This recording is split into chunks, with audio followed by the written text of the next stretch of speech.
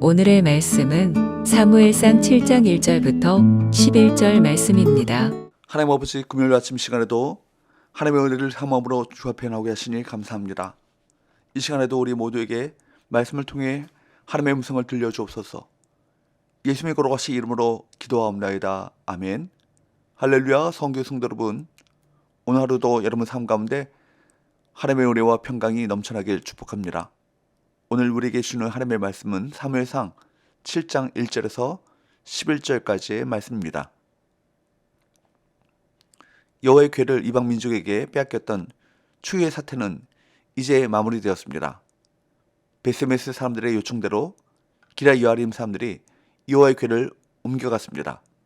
1절, 기라 여아림 사람들이 와서 여호와의 궤를 옮겨 산에 있는 아미나답의 집에 들여놓고 그의 아들 엘리야사를 거룩하게 구별하여 여호와의 궤를 지키게 하였더니, 베스메스 주민들은 여호와의 궤를 보관하며 큰 복을 누릴 수도 있었지만 경솔함과 교만으로 인해 오히려 큰 재앙을 경험했습니다. 겁에 질린 베스메스 주민들의 요청에 따라 궤는 기라 여아림에 사는 아비나답의 집으로 옮겨졌고, 사람들은 그 집안의 아들 엘리야사를 거룩하게 구별하여 그 궤를 지키게 했습니다. 2절, 궤가 기라 여아림에 들어간 날부터 20년 동안 오래 있은지라 이스라엘 온 족속이 여호와를 사모하니라. 백성은 하나님을 경외하는 마음을 회복했습니다. 베스메스에서 큰 슬픔을 겪었지만 그 일로 인해 백성이 하나님을 경외하게 된 것입니다.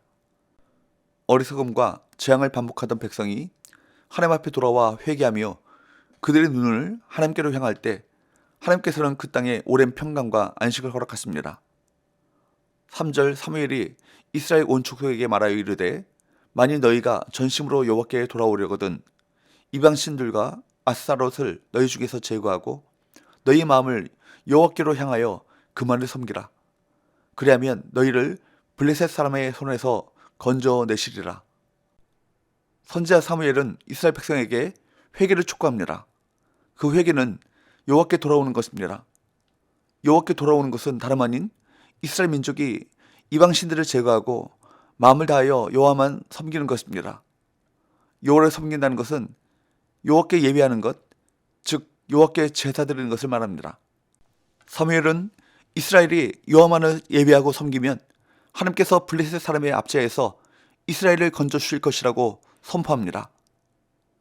대표적인 이방신으로 언급된 아스타롯은 사람과 풍요의 여신으로 가나안 지역의 여신들 중에 으뜸되는 신이었습니다. 4절, 이에 이스라엘 자손이 바알들과 아스타롯을 제거하고 여호와만 섬기니라. 사무엘의 촉구대로 이스라엘 자손은 이방 신들을 제거하고 여호와만을 섬겼습니다. 5절, 사무엘이 이르되 온 이스라엘은 미스바로 모이라. 내가 너희를 위하여 여호와께 기도하리라 하매. 미스바는 예루살렘에서 북쪽으로 약 12km 떨어진 도시입니다. 사무엘이 모든 이스라엘에게 모이라고 한 것은 그동안 이방 신들을 섬겨온 잘못을 자복하고 회개하게 하기 위함이었습니다. 선지자 사무엘은 이스라엘의 중보자로서 이스라엘을 위해 하나님께 기도드리겠다고 말합니다. 출애굽 당시 모세가 이스라엘의 중보자가 됐던 것처럼 사무엘도 이스라엘의 중보자 역할을 합니다. 6절, 그들이 미스바에 모여 물을 길어 여호와 앞에 붓고 그날 종일 금식하고 거기서 이르되 우리가 여호와께 범죄하였나이다 하니라. 사무엘이 미스바에서 이스라엘 자손을 다스리니라. 미스바에서 영적 각성 집회를 연 것입니다. 지도자를 중심으로 함께 모여 기도하고 금식할 때 백성은 영적으로 각성하게 됩니다. 이 미스바 집회는 이후에 이스라엘이 블레셋과의 전쟁에서 승리하게 되는 중요한 요인이 되죠. 이처럼 개인적인 회심이 공동체 회심으로 연결될 때 폭발적인 힘을 갖게 되는 것입니다. 우리가 하나님의 백성으로서 그에 합당한 모습으로 회복되려면 이스라엘 백성이 그랬던 것처럼 무엇보다 마음을 돌이켜야 합니다. 이스라엘 백성에게 바알과 아스타롯은 풍요와 다산을 약속했던 우상이었습니다. 오늘날 우리에겐 성공과 안전을 보장하는 대상이 그런 우상일 수 있습니다. 물론 그 대상을 절대적으로 규정질 수는 없죠. 예를 들면 돈이 어떤 사람에게는 욕망의 대상이지만 어떤 사람에게는 헌신의 도구가 될 수 있기 때문입니다. 그러나 우리가 그것에 궁극적 소망을 두고 있거나 그것으로 미래를 보장받으려 한다면 그것은 우상입니다. 우리는 헛된 것에서 마음을 돌이켜야 합니다. 마음의 중심에서 헛된 것을 철저히 제거해 주님만 의지하길 바랍니다. 이스라엘 백성들이 이처럼 하나님 앞에 영적으로 각성하고 있을 때 블레셋 사람들이 쳐들어옵니다. 7절 이스라엘 자손이 미스바에 모였담을 블레셋 사람들이 듣고 그들의 방백들이 이스라엘을 치러 올라온지라. 이스라엘 자손들이 듣고 블레셋 사람들을 두려워하여 이스라엘은 하나님께 죄를 뉘우치고 자백하기 위해 미스바에 모였습니다. 그런데 블레셋은 이 모임을 정치적, 군사적 모임으로 여긴 것 같습니다. 그래서 이스라엘이 이처럼 미스바에서 영적 각성의 시간을 갖고 있을 때 그때 블레셋이 이스라엘을 치러 올라왔습니다.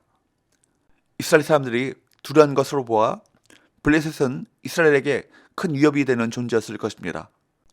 8절, 9절 이스라엘 자손이 사무엘에게 이르되 당신은 우리를 위하여 우리 하나님 여호와께 쉬지 말고 부르짖어 우리를 블레셋 사람들의 손에서 구원하시게 하소서 하니 사무엘이 젖먹는 어린 양 하나를 가져다가 온전한 번제를 여호와께 드리고 이스라엘을 위하여 여호와께 부르짖음에 여호와께서 응답하셨더라. 이스라엘 백성들은 사무엘에게 이스라엘을 위해 기도해 줄 것을 간청합니다. 출애굽기 17장에서 이스라엘이 아말렉과 전쟁할 때 모세가 하나님께 기도했던 그 장면이 생각납니다. 아람과 훌의 도움을 받아 하나님께 간절히 기도했을 때 아말렉과의 전쟁에서 이스라엘은 승리할 수 있었습니다. 사무엘은 젖먹는 어린 양 한 마리를 가져다가 온전한 번제를 드렸습니다. 젖먹는 어린 양은 율법에 따라 태어난 지 8일 이상 된 양이었을 것입니다. 10절 11절 사무엘이 번제를 드릴 때 블레셋 사람이 이스라엘과 싸우려고 가까이 오매 그날에 여호와께서 블레셋 사람에게 큰 우레를 발하여 그들을 어지럽게 하시니 그들이 이스라엘 앞에 패한지라. 이스라엘 사람들이 미스바에서 나가서 블레셋 사람들을 추격하여 백가 아래에 이르기까지 쳤더라.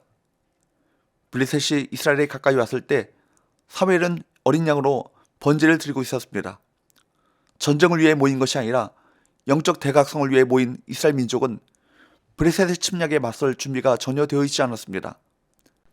그러나 하나님께서는 사무엘의 부르심에 응답하셔서 블레셋 사람들을 큰 우레로 어지럽게 하셔서 이스라엘이 승리하게 하셨습니다.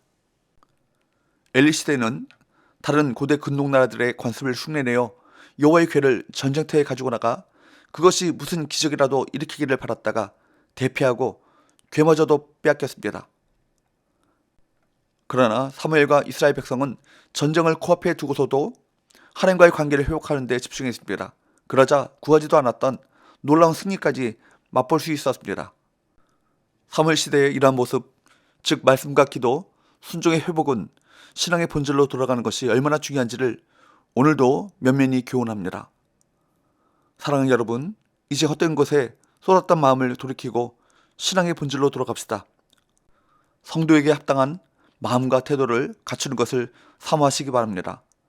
헛된 것을 구하지 말고 하나님의 신실한 돌보심을 믿고 그분께 간구하시기 바랍니다. 기도합시다. 하나님 아버지, 우리에게 영적 각성을 허락하여 주옵소서. 헛된 것에 우리 마음을 쏟았던 것을 회개하고 하나님을 섬기기로 결단하고 즉각적으로 순종하여 영적 전쟁에서 승리하게 하여 주옵소서. 예수님의 거룩하신 이름으로 기도합나이다. 아멘.